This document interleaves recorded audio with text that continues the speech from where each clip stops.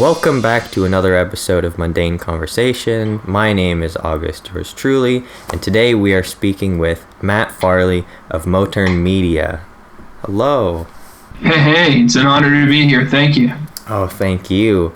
So I guess for anyone that doesn't know, so you are one of the, if not the most prolific musician I've ever encountered. According to your Twitter bio, you have 21,600 songs released. Is that number up to date as of today? Let me see. No, I'll be at 22,000 within a week. That's gonna feel good. That'll be a nice milestone. So you keep track of every song and add it to the list as you go. Yeah, we can see this every time I do a new album, I just will add, usually most albums have 50 tracks, so I just add the 50 tracks. This right here is the number of albums I've released, 393 albums. It's not a very advanced device to keep track of things, but I really like notebooks. Notebooks are fun, more fun than spreadsheets. How long have you been keeping track of all of it? Like at some point did it just occur to you that I should be noting how much? Yeah. I definitely wasn't keeping track for a while, but I started this,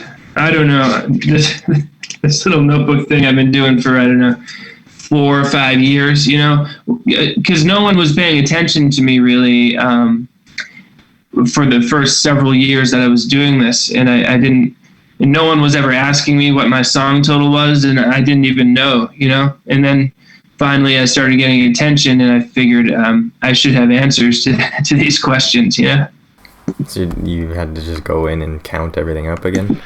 Yeah. And also I used to, sometimes I would re-release a song on a different album, so I had to go through and remove doubles, so it was a tedious process, but I'm pretty sure that's an accurate number, give or take. Well, it's well worth the effort. I appreciate the work that went into the verification of this. So you're a musician, and I discovered you the way I'm sure most people discover you.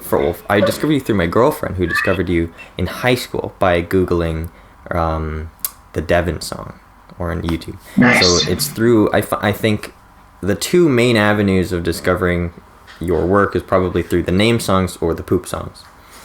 Yeah. So I found you through the name songs. Then we started searching, all the different names, seeing how many name songs there were. And then years later, so that was just the first time. So the first time was like, oh, that's neat, that's hilarious. Like a year later, we revisit it, and then this time in Spotify, I see all the different artists, more like this, and the moment when I realize it's the same guy, and they're all these different, the man who sing. Okay, so I have a short list here of just all of the ones that I've encountered, all of the different artist personas that you have on streaming services that I've encountered personally, because I think the official number is 70 or larger. Is that true? Yeah, I haven't counted that lately either, but it's close to 80. We're right around 80 by now, I think. So this is a short list of the ones that I've discovered personally, and I'm just going to read this for the audience's sake so that they sort of understand where this is coming from. So of course there's the guy who sings your name over and over, which is a classic. We have the sorry apology song person, the odd man who sings about poop, puke, and pee, paparazzi and the photogs. This one might be my favorite name out of all of them, is the passionate and objective Joker fan, the very nice interesting singer man, the man who sings about cities and towns, the strange man who sings about dead animals, the toilet bowl cleaners, the singing animal lover, the hungry food band, the paranormal song warrior, the Motern Media holiday singers, the Motern manly band, the big heist, the Finkel-Stinks, projection from the side, and I'm not even exactly sure how to pronounce this one, Kaneko Tucci, yeah. So, those are just the ones that I've encountered, and they're upwards of about 80, which is insane. That's crazy. Yeah. What? Yeah. Why? What? Okay. First of all, so it all started. as far as what I've read from your wiki page, because I've also discovered that you have a wiki page, which is also crazy in and of itself, is the very first musical iteration of all this was Mose Haven. Can you tell us about that? So Mose Haven was me and my friend Tom Scalzo. We went to college together, Providence College in Rhode Island in the 90s, and we just started writing songs together, very shortly after we met, and we slowly developed a style where whatever idea we came up with, we felt obligated to follow through with, even if it was the worst idea ever. We were like, gotta do it. One of us said something, now we have to do it, and we slowly learned that was like a good thing, because even if the song wasn't bad, it was like just like an exercise in songwriting, like writing this silly song or dumb song. And then once we got that out of our system, we might move on to a better song, and then, we ended up, after college, we just kept doing it. And then we ended up releasing like 25 albums in the 2000s. And it turned out no one listened to our good songs. People only wanted to listen to the dumb ones, and not even a lot, So like the stats would come in, it'd be like, oh, we earned $4 this month. We have like 300 songs on iTunes, but we've earned $4, and most of it was from the song called "Shut Up Your Monkey," And so he ended up moving to upstate New York, so we couldn't collaborate as much anymore. But I was like, I think if I wrote a whole bunch of songs like "Shut Up Your Monkey," I could actually make a living doing music. And so from 2008 until now, I've released all these songs. Just mostly each time just kind of being like, I wonder if people would like songs about weather, So I do a whole album with 85 songs about high pressure systems, low pressure systems, hurricanes, tornadoes, etc. And sometimes it would hit, sometimes it wouldn't hit, sometimes it wouldn't hit for years and then it would hit, and by hit, it's not a hit, just a hit for me is like a song that earns a couple $100, like Beyonce would be devastated if she had any of my hits. But, if you add all the very minor hits together, it's enough to live on. For more than 4 years now, it's been my full-time job. That is wild. So 4 years ago was the threshold of when the amount of revenue that you've been getting from this sort of became something you could live off. Yeah, I could actually live off. And what I'm super proud of is like, I recorded 18,000 songs while working a day job, It's crazy. I was working 40 hours a week like a regular person, and in addition to that, I was churning out, most of the songs I've ever released. So take that, world. Wow. Well, isn't that the American dream when it all comes down to it? Yeah, I do. I like to work, I like to keep busy. I like to have like a task in front of me. So, and a lot of people say like I don't have time to pursue my artistic dreams because of work. But I'm living proof that you can do both if you just force yourself to make the time. If you want to work incredibly hard, long, pathetic hours while, skipping out on fun social activities, you can someday be like me. Because now, like, even now, I'm sure, now that you've crossed the threshold of having this be your full-time job, how many hours a week would you say you spend on your music?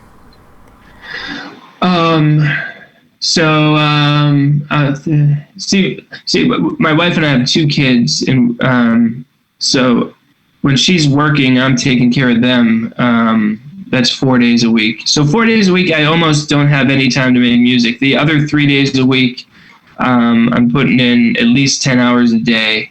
So that 30 hours a week for sure, at least, plus like on the nights when she works, when she gets home, I'll probably have to sit on the computer and type song titles into the I use CD Baby, Yeah. to release my albums. So, I mean, every album has 50 tracks, and to type in every song title, to type the songwriter, the genre, upload the file, uploading each file takes a little bit of time, so it's just this monotonous process of just clicking buttons while sitting down in front of a laptop. So anyway, the moral of the story is, at least 30 hours a week just making music, and add another 10, 12 of like tedious computer work. So considering all the amount of spare time you have in a week, it's like most of your spare time. Yes.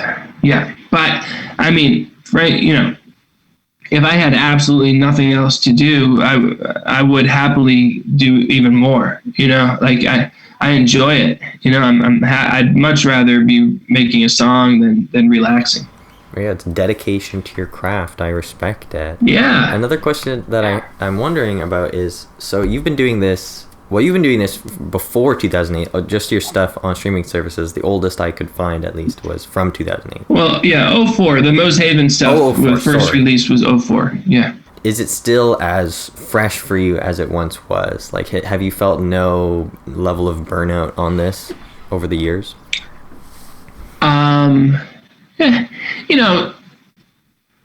Sometimes I'm doing all these name poop songs, which are very popular on TikTok, where I sing a person's name followed by the word poop. So sometimes after I've done like 200 of those, I might just be like, oh, I can't do this anymore. But then I'll just do an album about cities and towns instead. So it's more just kind of like changing the topic a little bit. But no, I mean, this is all I ever wanted to do, and I'm so happy that I can make a living. And it's not like I'm rich off it, it's just like a moderate income. But for me, that's the greatest thing of all time. And so, if anything, like it's the opposite of burnout. It's like, let's work even harder to make sure like I never have to go back to a regular job. Yeah. Are you worried about sustainability? Do you think that this is a system that will continue to work for at least the foreseeable future? Or are you worried that there'll be a point where it won't be sustainable? Yeah, well, it's definitely possible that it'll just people will stop listening, or like the way that people listen to music will change and there won't be as much money in it. So it's definitely possible, but I think that's true of any job. Like no matter what job you have, no matter how secure you think it might be, it really isn't 100% secure. So I'm just doing everything I can to keep it moving forward. But hey, there's so many variables that we might not know about around the corner. Yeah. And so for your numbers, like how often do you look at the stats of it all? Just every now and again, or do you check in regularly? Oh yeah, I'm obsessed. I love stats, and I'm constantly I check how many monthly listeners most of my artists have on Spotify, and I'm constantly searching the names of my artists on Twitter and Google just to see if anyone's talking about them. It's like most big artists have like a marketing team, that's doing all this for them. But like I am my own marketing team, and I'm constantly like checking up to see what's popular, what's trending. Like if something is popular, if some people are talking about one song that I do, I might inject myself into their conversation and be like, I also do these songs too, which is pathetic, and embarrassing. But I need to just swallow my pride and be like, hey, what are you going to do? Most big artists have, what's more pathetic is a big artist that has like a 5-person team doing it for them. That's even more pathetic because the artist acts like, oh, I'm cool. I don't market myself. Like I'm not going to brag about myself. I'm going to pay 5 people to brag about me. That's not cool. So I just have to deal, as much as I said that, it's still embarrassing, but I get over it. Well, I appreciate that like level of personal connection, because I've seen, I've seen these things on Twitter, and I was going to ask about that because I see some people will just post like TikTok and post on Twitter, be like, hey, this guy makes poop songs, and there's no tag or anything, there's no shout out, and I see that you respond to it, and I'm wondering, like, did you search for this? Did you find this? Yeah, I'm pathetic. I search the phrase "poop song" on Twitter all the time to see, because if someone is writing the word "poop" and "song" together, odds are they're talking about me. Yeah, So yeah, I do that. Every pathetic thing you could imagine. I only do it on Twitter because it's like I gotta limit myself to some degree. I can't be on every single social media doing this, because then there'd be no time for music. So it's like, all right, I'll communicate with people through Twitter. I've been watching. I downloaded TikTok just because in the last couple of weeks it's been super popular on TikTok. I mean, thousands of videos are being made. They're being watched millions of times, and it's fun to watch. And it's also just kind of like to keep tabs and see what's happening over there. So that's pretty cool. Do you get revenue from the TikTok videos in the same way as other services? No, listen to this. They don't pay per play. They pay per video. So if you make a video of one of my songs, I get a half a penny. Wow. If it gets watched 6 million times, I still just get half a penny. Which stinks, yes, but the popularity on TikTok has led to hundreds of thousands of more plays on YouTube, tens of thousands of more plays on Spotify, et cetera, et cetera. So it's still good. I mean, I would like, obviously, when a clip gets played 6 million times, you think you get more than half a penny, but maybe that'll get changed someday. It's definitely out of my hands. This is sort of a similar topic, but I don't know if you have any strong feelings that you want to talk about on the subject, but the idea of streaming services and underpaying artists. Streaming rates. Yeah. I don't think it's so bad. Like, I just whined a little bit about the TikTok numbers, but still my stance is, if I didn't like it, I could take my songs off TikTok, and I choose not to. So if I choose to put my songs on their platform, I'm going to play by their rules, and it's definitely been good for me, So no complaints there. And then on all the other sites, you're getting about a half a penny per play, and it feels no good if you've only released one album ever and it has 10 tracks on it. Unless you're incredibly lucky, it's not going to make a lot of money for you. So it's natural to just be like, man, I wish I was paid more for it. But I don't think it's so bad.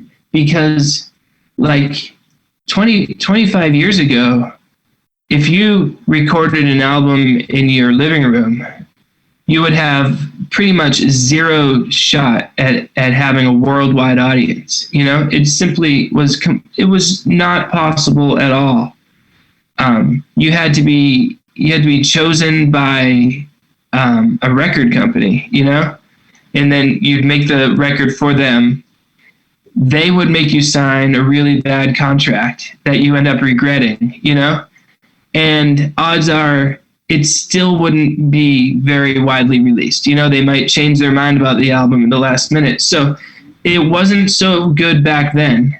It's a lot better now. I think you have a chance. Like, you can make your songs available everywhere, and then then you have to be lucky. And you have to work super hard to maybe get a middle-class living. But I'd much rather do that than just be lucky enough to be chosen by, some trendy record company. So you can make money doing this. It's super hard, but, it should be hard. What are we doing? We're just singing songs. We expect the world to give us a lot of money because we sing,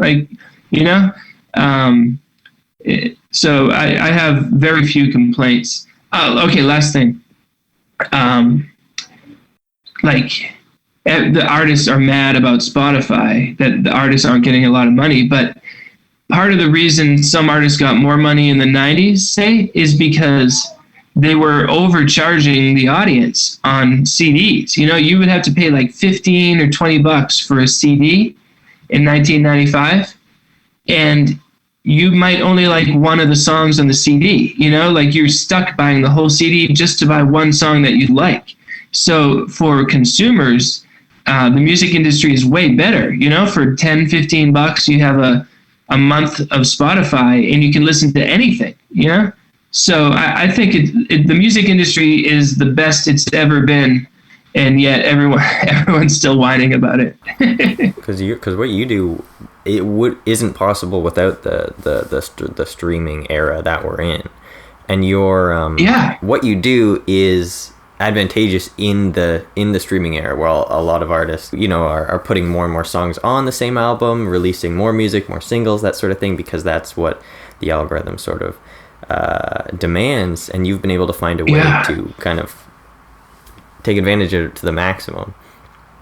Yeah, it's good and fun. A lot of people call me like a scammer, like, or a spammer, which I don't like that either. Like, I feel like the songs aren't, I'm not tricking anyone. It says it's called the Jonathan Poop song, and that's exactly what you get, you know, like, I'm not fooling anybody. I have some audience questions as well, because I checked with people. I notified people about this ahead of time, so I had some people that want to ask you some things. So one of the first things somebody asked was, okay, so for the name songs, a lot of them use a similar or the same instrumental, and I'm sure you know the one I'm talking about immediately. They want to know, does this instrumental, does it drive you crazy at this point? The amount of times you've heard it in the studio. Boom, boom, boom, boom, Johnny, Johnny, Johnny. Nah, it's fun. You know, I don't have a problem with it. It's good. I didn't put any thought into it either. Like, it wasn't like I did a bunch of potential ones and then picked one. I just was like, I should do a name song. Let's see what I come up with. And that I just went with that first little bass line, that jazzy thing. But no, in general, though, like, one of the things I feel, you know, when I say I've done almost 22,000 songs, the fact that 1,700 of them are that song, just with a different name, you know, it feels a little cheap on my part. I feel guilty about that. So that's why I like the name Poop songs. Every song is a brand new melody, brand new chord progression, which is completely, like, outrageously insane. But I can sleep better at night knowing that each one of them is an individual track. So your level of artistry is evolving over the years.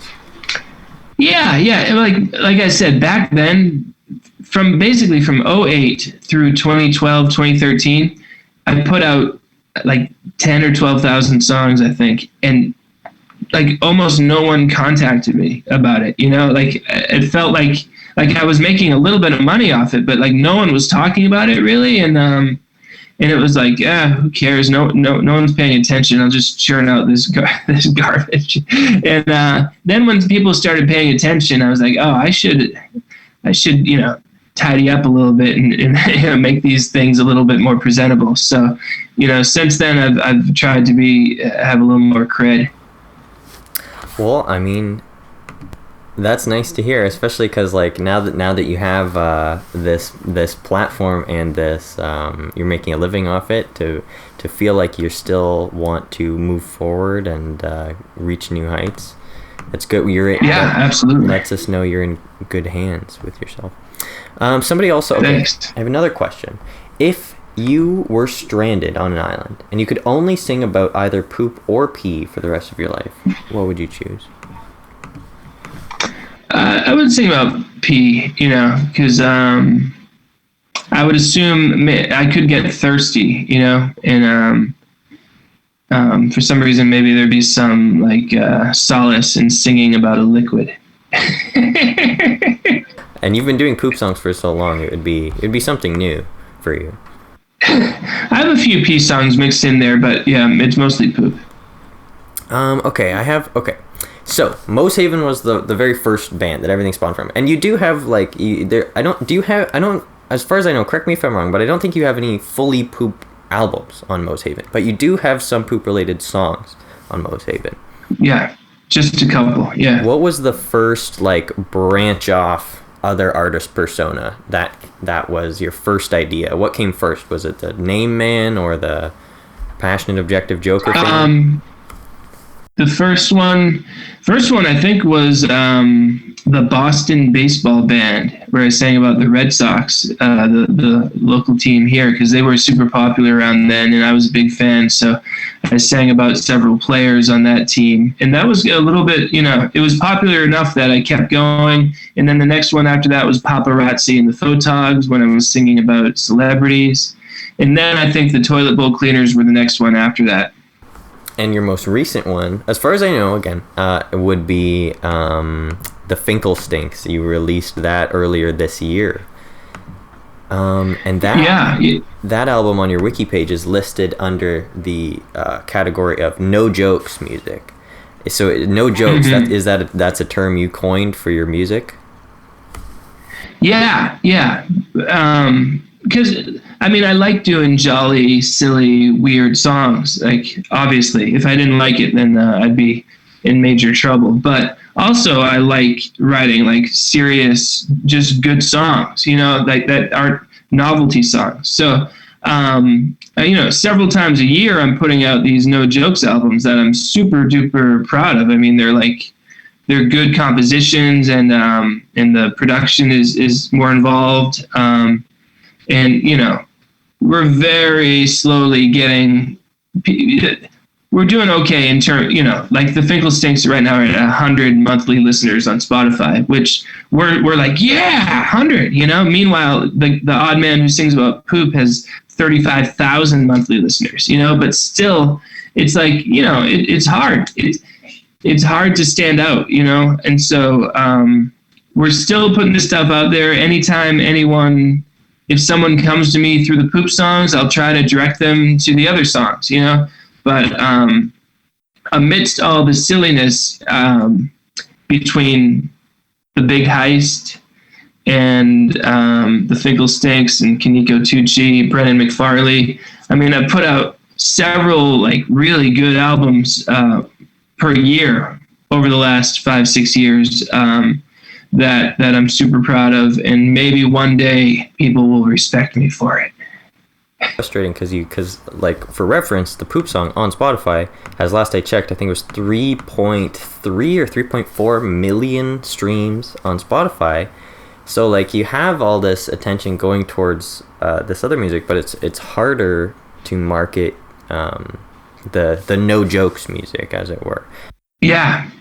Well, the thing, like the Finkerstinks, 100 monthly listeners is, slightly embarrassing. But if the only album I ever released was the Finkerstinks, we'd have like 6 monthly listeners, So definitely the novelty songs are helping to direct people to the no joke songs. But it's a slow process, and it's just hard to convince a person like that the poop song guy has anything else to say. So, due to your popularity being from the poop songs, is there any part of you that sort of like resents that in a way, that wants you to be taken more seriously as an artist, or are you okay with how things seem to be? Yeah, well, I just look at it like kind of like I was saying earlier, like or just like the poop songs now are my day job, and that's a lot easier day job than like going to work every day, and being told what to do. So my day job is making silly, weird novelty songs, and then when I can find time to churn out something more personal, that's what I do sort of on my own time. That's the way I kind of look at it. And also, like, especially with these name poop songs, oftentimes I'll be making a name poop song, and I'll stumble upon like a chord progression that I've never done before, and I kind of like, and I'll be like, ooh, that's good, and I'll jot it down. Like, I'll keep notes, like, A minor 7/D, blah blah blah, or whatever, and then I'll use, then when it's time to do a no jokes album, I have all this music prepared, all these ideas that I never would have had if I wasn't spending all this time singing weird poop songs. So the poop songs even instrumentally help guide your other albums. So it's like practice. Yeah, seriously. Basically, I'm recording my practice, and I'm making money off it. So, life is good. Man, win-win. So last year is when I found out about you, and then again I revisited your content this year, and that's when I found like all the different names. And that's something that I was thinking about, is that after all these years of work, there's sort of like, as it all adds up, it's sort of greater than the sum of its parts, because there's that moment when somebody stumbles across you and then they see the first instance of like the rabbit hole and how deep it goes, and there's that moment of like, oh my god, and and then you live in a slightly more magical world, and that's sort of, I think, all what your work is built up to, and I think that's very special. How do you feel about that? Cool. Yeah, thank you. Yeah. I mean, I would love to be a fly on the wall for somebody who makes that realization, when they're just like, what? The guy who sings about cities and towns is the odd man who sings about poop, puke, and pee, and is the singing animal lover? Oh, because you can't, people don't believe you. Like when you tell them you've written 22,000 songs, they can't fathom it. Yeah. And they're kind of like, they're pretty good. Even the dumbest, silliest song that I've done, I feel like it's a little catchy, like the poop songs, like Poop in My Fingernails is way better than it should be. Like, it's really like good chord progression, good beat, fun melody. And that name song melody, it's in my head constantly. And I've also listened to a lot of music recently, especially building up to this call. I've listened to a lot of it, and of course, and so I've ventured also into the No Jokes music. My one song that caught my eye, because I was searching just out of curiosity, what's the longest song out of your entire discography that I could come across? Because a lot of them are 1 minute and 30 seconds, namely the name songs, the name poop songs. The longest one that I came across personally, and correct me again if I'm wrong, if there is a longer one, but the longest one I could find was With You in Mind, Mose Haven. It's 10 minutes and 54 seconds. That's from the album. Yeah. It's a compilations album from songs from 1996. Deep in the vault. Yeah. So first of all, I want to know. Well, first of all, I like the song. It's 10 minutes. I listened to the whole thing. There's many different sections, and some of them are quite beautiful. I thought, like, just the because it had this very like lo-fi edge to it, and and there is still a jovial spirit, I think, even in a lot of your No Jokes music. Like, I think at no point do you take yourself too seriously, and that's not an insult at all. So, and you could feel that there, but there also is this very like warm sense of intimacy that I thought there was in that song. So I thought that was very notable. I'm curious, when was this song made? Because it is a compilations album. There's a span of years.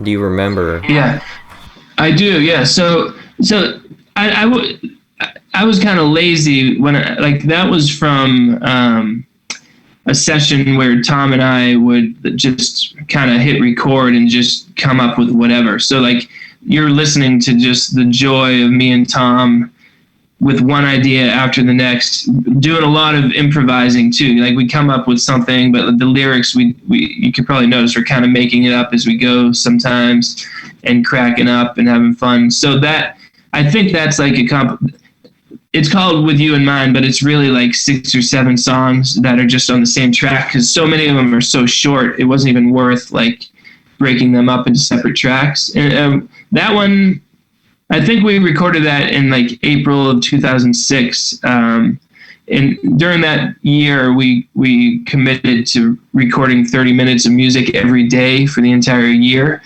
And so that definitely freed us up to not worry about anything. Just like, we got to make 30 minutes of music today anyway. Let's just come up with whatever weird stuff we can. And so yeah, but And that's the process for us is that, and it results in some ridiculous stuff, but also some stuff that's kind of sweet and simple and timeless. And so, I'm real happy with that. Also, I'm pretty sure the longest released song is called Doorknob by Unfurnished Projects. It's the only song by Unfurnished Projects. And that was recorded in 99 or 2000, I think.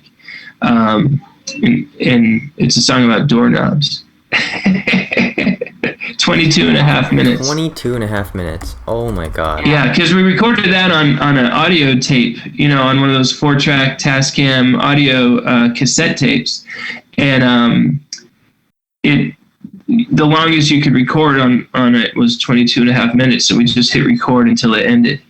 It's fun. You'll enjoy it if you ever check it out. I'll have to listen to that. Another thing that while you're talking about the Mose Haven recordings, something I was thinking about when I was listening to it is you've sort of, because you have this long timeline of songs that are just like out there publicly, and it's almost interesting because it's like this. It's almost this. You've created this own personal. Almost like scrapbook, like audio scrapbook that is now, I'm sure, impactful for you, because now you can look back at different phases of your own life, and I think that there's something powerful about that in its own right, where you can now go back and listen to a very candid moment from a different part of your life that has sort of changed, and I'm sure that's sentimental. Absolutely, yeah, it's super cool. I recommend, not even as a career or anything, just as a hobby. Just making music is fun. Like, especially with friends. Like, a lot of people get together and they like watch TV or something. Like, hey, let's get together and watch TV. And whenever people would say that to me, I'd be like, why? I'd be like, well, why don't we record an album? Like, wouldn't that be more fun? And the answer is yes. It's so much more fun. And then, like, we have this document, of what we did on any particular weekend. So it's super cool. You can chronicle the aging process for me, through all my album covers. That's fun. And then, like, I do movies too. I don't know if you've seen any of my movies or anything, but I was gonna ask about that at some point, but I'll let you continue. Yeah, it's the same thing with that, where just, we've been making movies at least every few years since like 2001 or so. And so, like, it's a reason to get together with people too, because as you get older, like, you get busy and you don't have time to do things with people. But if it's like, hey, we're making a movie, we need you for this part, then people will make it happen, and then you have this fun experience. And the movies make me, like, movies lose thousands of dollars each, so it's purely just a fun activity. So yeah, I highly recommend that. But the movies are way harder than the music, because the music is just like, you can do it yourself. You don't have to go anywhere. It's just right there. If you're collaborating with one person, they're right next to you. It's no big deal. But the movies, you got to go places. You got to get people together, and it's so much work. That being said, I'm planning to make at least 2 new ones this year. So clearly, I love it. 2 new ones this year. Yeah, I was gonna ask about the one that I've encountered. So I saw that you do have the different movies available. The one I came across personally was Freaky Farley. And what year is that from? Do you know off the top of your head? That was released in 07. 07. So I wanted to ask you about Freaky Farley because I tried to search for it on YouTube if I could possibly come across the full thing. I only found, the closest thing I could find was like an 8-minute clip or something. So I watched that. But how long is it? Like, is it a full-length movie? Yeah, it's an hour and 20 minutes long. And we shot it on actual film, which is very unusual for like a low-budget movie. We got an old-fashioned 1970s film camera, and we just had film delivered to my apartment. And the guy I make the movies with, Charlie Roxburgh, luckily, like, he knows how to do that, because I definitely don't. So like each little box of film would hold 3 minutes of film in it, and we'd put it in and shoot. We made the whole movie without seeing any of it. For all we knew, none of it came out, because only when we were done the movie, we shipped it all to this place and they developed it for us. And then we saw the finished product. But especially if you're my age, I was born in 1978 and I grew up watching like cheap horror movies that were shot on film like in the 80s, and I just loved the look of it. So for that one, it was exciting to make a movie that actually looked, because we were using the same equipment they used. So a movie that looked like that is something we're super proud of. But it cost $30 per minute of film. Yeah. And so so we don't do it. We don't do it on film anymore for that reason, because it ended up costing like $10,000 to make the whole movie. Which for a movie is cheap, but just for like a guy, for a guy who lived in a 1-room studio apartment, you don't just have a spare $10,000 to spend to make a movie that no one wants to watch. But we went for it back then, and I definitely don't regret it. It was awesome. I admire your conviction level when it comes to your art, because was that the only of your movies that you shot on film, or are there others as well? We did the next one on film. It's called Monsters, Marriage, and Murder in Match Vegas. That was 2 years later. By the time we were finishing that movie, the camera was like literally falling apart. The lens, every night we would have to glue the lens back onto the base of the camera and just hope it would hold on the next day of shooting, So we just barely finished that movie without the camera completely, disintegrating. And so then after that, HD video was a lot more affordable. So we started doing it on video after that. It doesn't have the magic look of film, but we'll make the sacrifice to save $10,000 every movie. And how much? I'm assuming you didn't make a profit off of Freaky Farley, but do you know how? No. Do you know how much money you made? Like, how did you distribute it? Was it just like among your family and friends, or did you have it publicly available worldwide in 2007? I made 1,000. I ended up actually making 1,300 copies of the DVD, mostly just giving it away, just getting it out there. Literally mailing the DVD to video stores. The video stores still existed, in 2007.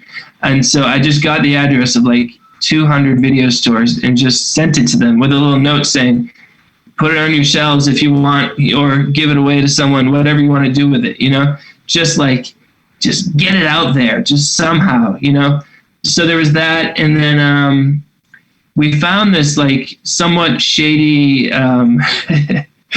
distributor. I don't even know what they were called, but these two guys who could get your movie onto Netflix. Like Netflix actually recommended them. They're on deep on a Netflix page. Now this was back when Netflix mailed DVDs to your house, And so we found this company that actually sold. I think they sold 60 copies of Freaky Farley and 60 copies of our next movie to Netflix, which meant that anyone could get it, and people did. So, basically, at that time, that was like the most popular way to watch a movie was through Netflix, and so it was pretty awesome to get up there. And since then, we have it on Amazon Prime now, which is good. But that being said, I'm not keeping track of the what's being spent specifically on that movie or what's coming in, but we have a long way to go before we break even on Freaky Farley. It's already been 14 years. The fact that there's physical copies of that is especially interesting. Like, it's just out there in the world, and now it could even at one point be a point of like lost media that could return. Or I just like the fact that it could exist in someone's house and they don't even know what it is, and they're just kind of like, this is something, and years later it could be discovered as a cult classic. You never know. Yeah, and seriously, that's the dream. Like that, it ends up in a box outside of someone's house, with a little sign that says "free," and you flip through it, and you find like a copy of the Wedding Planner with J Lo, and Freaky Farley's right there too. My dream is to make movies that end up in bargain bins, in truck stops, or in thrift stores too. I mean, I have several times literally done the opposite of stealing, which is when I go into a store with my own movie, a copy of my movie in my pocket. When no one's looking, I put it on the shelf, and I feel guilty about it while I'm doing it, like I'm going to get caught for some reason. And then I quickly run out. If I saw that happen, if I was an employee in a store and I saw that happen, I would have no idea what to think. What is that guy doing? Is that his face on the box? Because that's a magical, honestly. That you would put this out in the world for free and at the cost of your own personal savings. I mean, that's sort of you've sort of devoted your life to make art for the people. I think that's very admirable. Yeah, well, it's putting your money where your mouth is. So many people are like, I want to make a movie if only I could get the funding. It's like, well, I mean, don't spend money. Don't socialize. People spend so much money going out with friends, and I'm like, ugh, this is boring. I'd rather be home saving money until I can make a movie with friends, So that's my approach. But also, it's like there's a phrase that says like you got to give it away before you can charge for it, And so if in 2007 I was like, I'm not letting anyone see Freaky Farley unless they pay for it, like just no one would see it, So it's like, all right, I'm just getting it out there, doing anything I can to I sent hundreds of copies to public access stations, each town in America at least has on cable has this local station, and I just sent it to all these places and said, if you have dead air at 3 a.m, play my movie, and some did. And I even got some emails from people who watched it at 3 a.m. So it's it's like that. And just slowly, it's much slower for movies than music because it takes so much time to make a movie. But I hope that the movies are reaching a point where we actually start to make a little money off it. Some movie critics wrote a book about us just last year. Which I saw that on Amazon. Yeah, Motern on Motern, and so it's we have a tiny little group of people who appreciate what we do, and so we want to pounce on it. And I got a new camera for the 2020s, and we're going to start churning out more movies like we used to 20 years ago. And I think the level of attention that you have is a very it's a very nice place to be, I would imagine, without being in your position, because you're at a place where you're making a living. You have an amount of attention from not only just the populace, but also from some critics. You have a book and all that. You're at a comfortable place where you're not too big that it would become a burden. You can still manage all your own things. You're not at a point where you're so famous that you need to hire some guy to be on your social media or whatever. You're very in control of your brand, which is which is almost like the dream. At some point you almost don't want to become too successful, and even if you did, because success is great and that's fantastic if you were to ever reach that point, but I'm sure there'd be a part of you that would miss where you are now, or I'm sure there's even a part of you now that misses where you were 10 years ago. I mean, since going full time was a very, very big deal for me, because even though I was able to make all those songs while still working, it was just, it was a grind, and I worked at the same job for 17 years and I loved it there, but I still felt like this is not what I was born to do. I was born to sing silly songs for people, but I'll take I can get a little bigger. I'll be okay getting a little bit bigger. If it happens, but yeah, where I am right now is if I never get bigger than this, I'm fine. I mean, I get to make songs for a living. I get to make movies, and I definitely don't want to be Timothée Chalamet famous, but I'll take a little more. If the movies actually, if I didn't lose money on the movies, still I wouldn't complain. And then like the whole being chased by paparazzi. I mean that is not on. I don't feel like that's on the table for the poop song guy.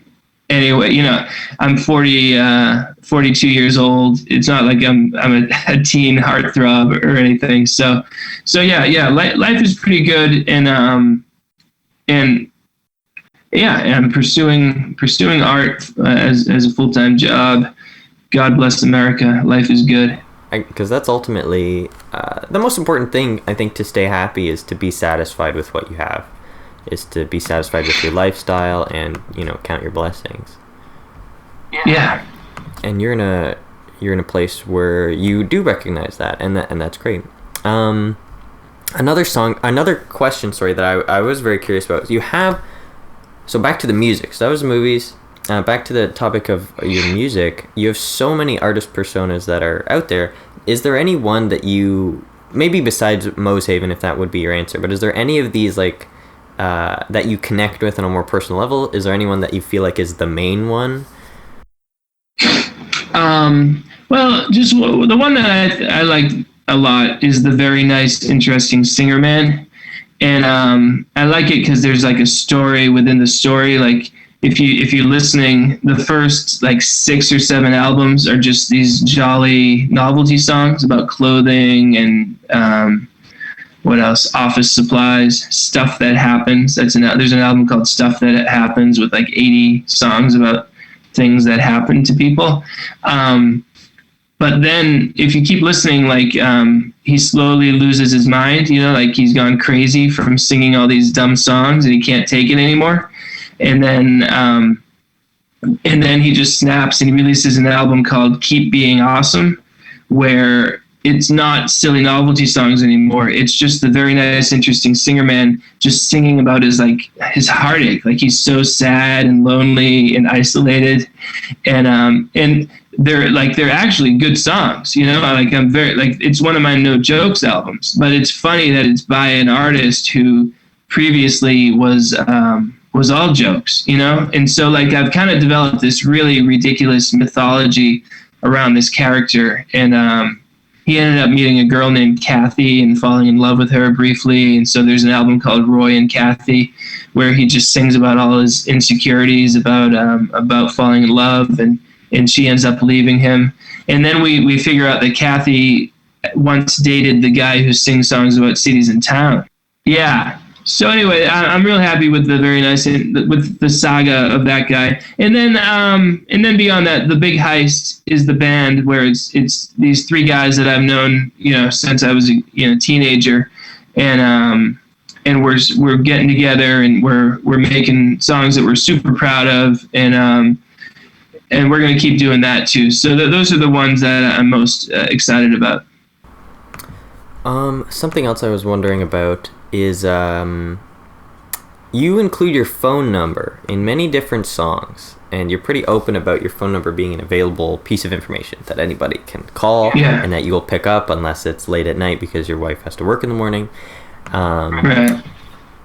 So how often do people call you, and what are some of the most notable calls that you've received from people?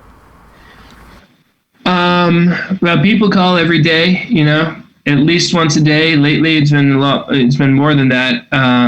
Specifically with the name Poop Songs, people have been texting me a lot with their names and saying, "Can you add my name to the list?" So most mornings over the last 2 weeks, I've had at least 10 texts that have come while I was sleeping with people just giving me their names.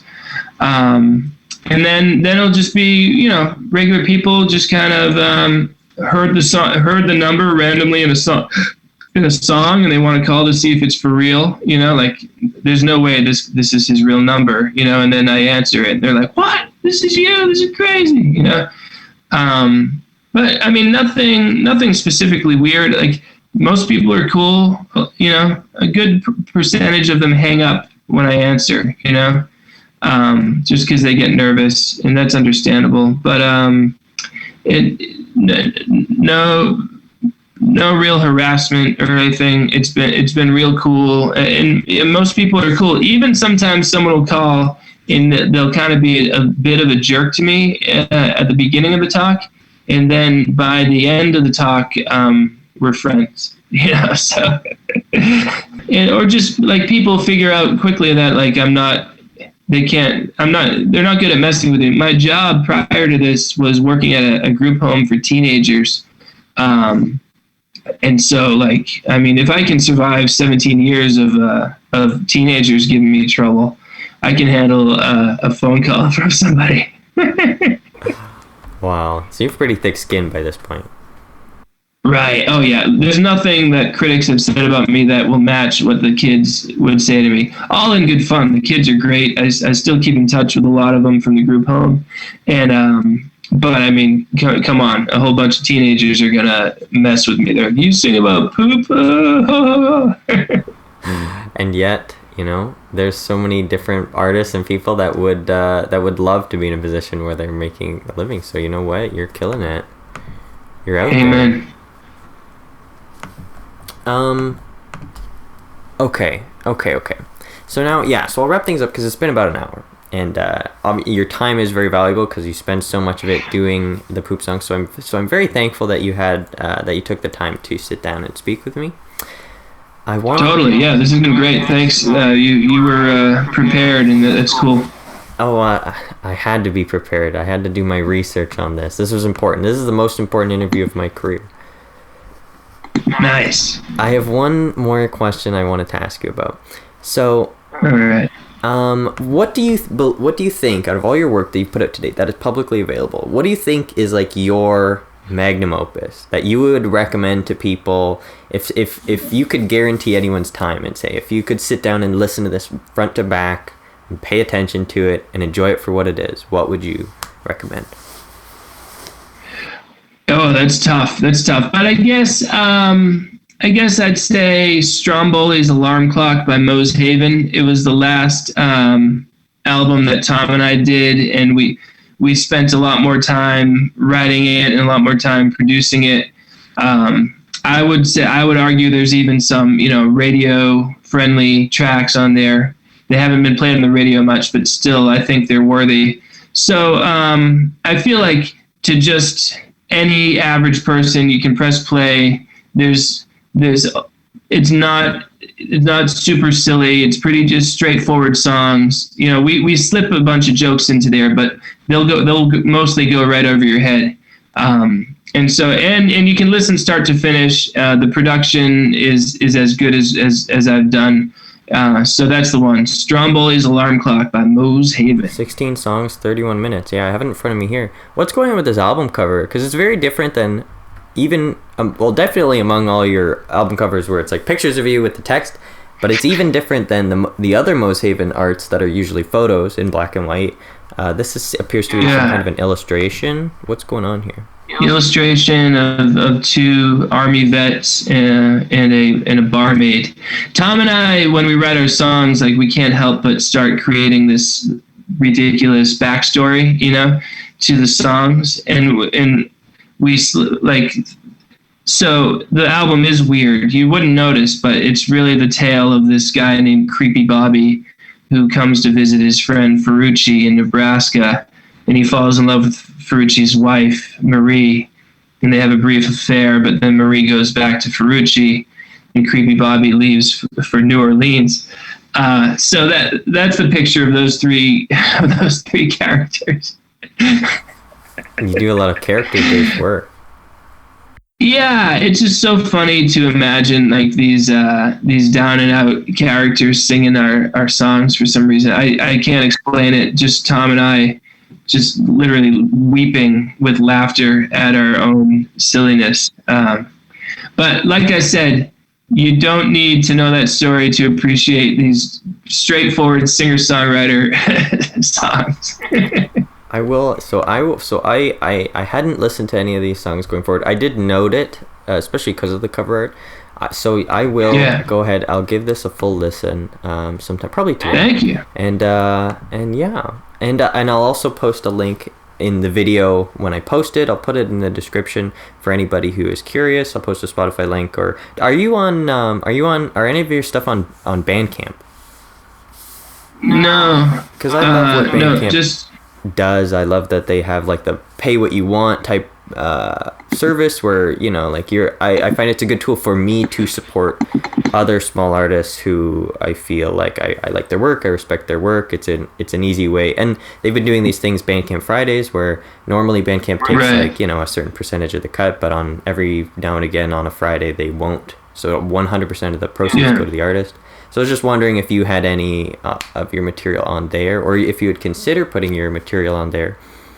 It would be good for people who want to. Yeah, it's just such a process getting my stuff up there. Like, I use CD Baby, and they get me onto all the sites, all the slightly more traditional sites that have that pay. And so just the prospect of starting a new account and uploading things to Bandcamp is too daunting for me. I mean, if CD Baby ever made it an option, I'd probably maybe throw it up there, but until then, I'm only one man. It's only so much you. Fair enough. Well, you know what? Thank you very much again. I think what you do, and you know, because on the surface level, it is very silly and it's very funny. It's hilarious. I love it. Yeah. But you know, as you look more into it, I think it really is just like a sort of touching and intimate expression for the world. It's very candid. It's very personal, and going through and listening to all these random songs, even though a lot of them are character based, you do get a sense of who this actual like person is, which is interesting, and that becomes like a sort of another layer to all this in and of itself. And I think that's great. I think what you've fostered here over time is important and unique, because I can't think of any other, like there are lots of artists that do joke songs or things like that, but I can't think of any other who's had a career quite like yours, is what I should say. Yeah, well, thank you so much. It's really cool that you've looked closely enough to see all that stuff. It basically, you're like my ideal listener, you know. So this has been really cool to talk with you about it. And seriously, it feels very nice to have someone who gets it. So thank you, and good luck with your music. Like I said, I listened to one of your songs on Spotify. It was a collaboration with somebody else. Oh yeah, and it was real good. I did 5 of those this year, because I normally work by myself. Like, you talk about working in a band, I do all my stuff just out of laptop in my room, and that's what works for me. But that's what is, again, one nice thing about music is this has this sense of like the Mose Haven music, like especially, it has this sense of community, like this almost like brotherhood, because you say it's a duo. Yeah, and also when people listen to it, they're like, hey, maybe I could do that, you know? So I think it can inspire creativity in others. So anyway, yeah, keep up the good work, and when this goes out, I'll share it with my Twitter people, and hopefully some people will listen. Thank you also for listening to my music. Like, as a small artist myself who's basically just starting out, I do find your work like inspiring in the sense that, like, you are, you know, you made it, like you did it, you made art your career. And for me, you know, I'm a university student. I go to school for studio arts, so I like draw and paint or whatever, and then I do music as a hobby, I suppose. That is the sort of dream, and in a world that seems to be increasingly harder to do that in, you know, like, not to say harder, because again, like with streaming services, it's more accessible than ever for anyone to pick up and become an artist publicly. But, you know, just like, maybe it's just the young people's perception of the world that things are getting darker, things are getting more difficult to make a living and that sort of thing. It is nice to see just an example of positive Yeah. Everyone wants to say that times are tough, but it's like, I don't know. I can talk to someone from Canada, through my computer. This is amazing. Like, So, and I mean, video phones. The video phones used to be like people like the stuff of science fiction. They're like, someday there will be video phones, and now there is, and no one even likes using them. So the moral of the story is life is great, and it's easy just to think about the negatives, but I mean the positives are you have a chance. You have a chance of getting your stuff, especially if your stuff is not like mainstream. If you're doing something that's not mainstream, you at least have a little chance of sharing it with the world. Which and think 300 years ago, some artist 300 years ago sitting in his little cabin, he's like, how am I going to share this art with the world? He had no options. So life is great compared to the 1700s. So we got that going for us. So in conclusion, life is great, and it's been great talking with you, Matt Farley of Motern Media. Thank you again for being on this. It's been nice talking to you. Hopefully, maybe someday in the future we could talk again. We'll do a little follow-up in a few years. Totally. So thank you. All right, have a good day. You as well. Have a nice day. Thank you. All right, bye-bye. Bye.